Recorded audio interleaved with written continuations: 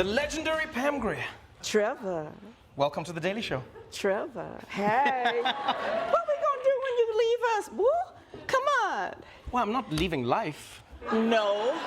But I look forward to you and hearing you and Thank you. And keeping me laughing at great stuff. Thank you very much. Our humanity. Thank you. Thank you very much. I thank you because I feel like, and I'm not the only one who thinks this, if it weren't for you, so many of the movies that we know and love today wouldn't have been possible, because everybody who knows film knows that if it weren't for Pam Grier and what she did with all the movies that she made, there wouldn't have been black women on screen kicking ass the way that we see them today. You were the original action star at a time when black women weren't allowed to be portrayed like that. So thank you. Thank you. Thank you. Well, as you know, quickly, as a filmmaker, you have to develop an audience to be prepared for a woman performing martial arts, whether Right. it's internal kung fu, external karate, and external form, and jumping and firing firearms. And but I'm from the Black West. Don't worry about my guns, worry about my chainsaw, and we make moonshine, okay? So, but I wanted to bring that culture to film to help not pontificate to anyone with filters and fear of me, a woman walking in a man's shoes. You know what I'm talking about. Hey, in the blue sweater.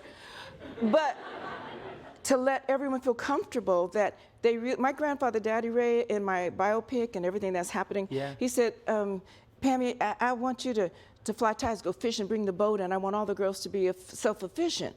And if a woman can do something, a man will respect you. Wow. And I've had that. And so that gave me the courage to fall, get hurt, but to show that women are just trying to be the best we can be. So when you don't come home from the war, we done cut the grass, we done paint the house, we welcome our men who may not come home, but we can do it, and you're proud of us. That is beautiful. And you really did create something completely new and completely different. In the Plot Thickens, the podcast, what I love about it is we go through your life and your journey. There are few human beings who have lived, it almost feels like 100 lives in one lifetime. It is. You know, it's Gumpian, Forrest Gumpian. It really is the Forrest shit that Gumpian. happened to me. Come on. Are you kidding me? The first week I'm off the turnip truck, literally, I get to sing backup with Bobby Womack. He says, hey, I have a friend that is recording tomorrow night. Now, I'm literally sleeping in a garage trying to get into film school at UCLA. Okay, you're going to be working for Sylvester Stewart. Pussycat? What kind of Sylvester name is that? Okay, I can do it. I sang gospel in Denver. I play keyboards. So I go, CBS, and the director, the manager says, have you sung with Wonderlove before? I went, Wonderlove? Stevie Wonder's back? No, I'm poor and I live in Colorado and I've come out here to go to school.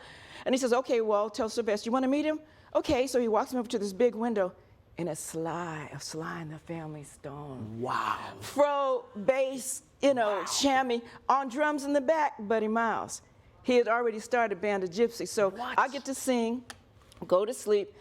Elevator opens, here's 3 guys in the elevator, a big black dude in the center with a hat, and 2 white dudes on the side, walking down the hallway.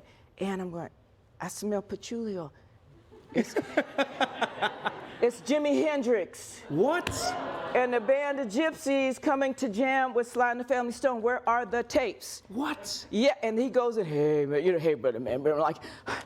I'm like a zombie, like, oh, don't be stupid, Pam. He said, she can sing, she's country, don't pay any attention to her. And they started jamming, where are the tapes? Come on now.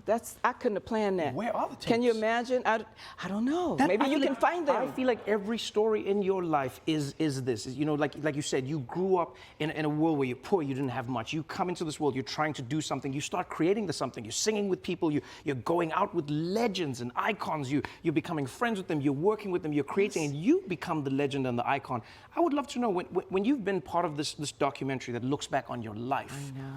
You know, when we're living life, oftentimes we don't take stock of every single thing that we've experienced. But when you get to hear it told back to you, when you get to tell it again, sometimes you appreciate it even more. I would love to know, when you look at it again, what is like one of the biggest moments, not of success, but where you go, wow, I cannot believe that I lived through that moment in my career? I lived through Richard Pryor. Wow. I really loved him, and he loved me. He thought I was the funniest bitch around. That sounds like something Richard would say. His horse Ginger from the Mudbone folklore. Yes. The horse was injured, and I come from Western stock horses and grew up. The horses saved me and my family. Yes. And I had to take him to the vet, but I didn't have a truck or a horse trailer. Richard's in a bathrobe crying. He's gonna kill every mother around, and I'm like, no, you don't have to kill anybody. We're gonna put the horse in my Jaguar. He says, but it's a Jag. It's a 4-door 76 XJL banana yellow. But you saying you're gonna put the horse we in the put Jag? the horse in the back seat of the Jag. I said, I'm gonna go pull in and you push, Richard. We're gonna get the horse in the Jaguar. We get the horse in the Jaguar. The shocks go boom. The tires go boom. And get in the car, Richard, with your ashy ankles and your bathrobe. Get in the mother car. Okay, we get in the car, we're driving down the 405 to the vet. Yes way. And all of a sudden, I'm like, the car is a fishtail and all over the place with the horse in the back. And white people saying, there's 2 Negroes in the car with a horse in the back seat of an English car. It's a Jag. And we're all over, and they're saying, where's the vet? Where's the vet? And they said, follow us. And so I've got a train of people, choo-choo train, following us to the vet with the horse in the back seat. To get, I'm gonna save a horse, I'm gonna save a life. I love that. And we get there, and Richard said, baby, you're the funniest bitch I've ever known. You funnier than me. Saved her life, and he realized that I loved him, and I didn't want him to fall off the wagon because he was trying to get his, stuff together. And I would do anything. When you really love someone, when you don't abandon people you love, you abandon people you're using. And I never used him. What do you think it was about you that immunized you from a world where you've talked about this, in your biography, and you've talked about this in your stories. So many of the people around you who were brilliant, they were icons, they were changing the world. They were geniuses, but they were also addicted to drugs. Drugs was really, destroying who they were. Many people going into rehab, some never making it out, and yet you managed to escape so much of that. What do you think it was about you? I can't drink gin. I'm part Native American. The juniper berry makes my brains. I remember at my debutante ball, I had a slow gin fizz and I wasn't supposed to have it. And I remember someone said they saw me jumping off a table in my mom's wedding dress, fighting, duking it out. I think because I've had 4 attacks. One as a child, and then again at 7, and then at 18, and then 20. I fought a family trauma, many of you know about from my book. And I found my pain is deep, but my joy is infinite, and I find such joy in watching these geniuses escape their genius. It's scary. You can't repeat that. Who's going to play Miles Davis again? Bitches Brew on a chart. Who's going to do that? Nobody. Who's going to do a lot of the music that's done today, and it's not being written because it's not going to be played 40, 50 years from now? That's genius. And you have to play it over and over and over again in your show, every night, or at a concert.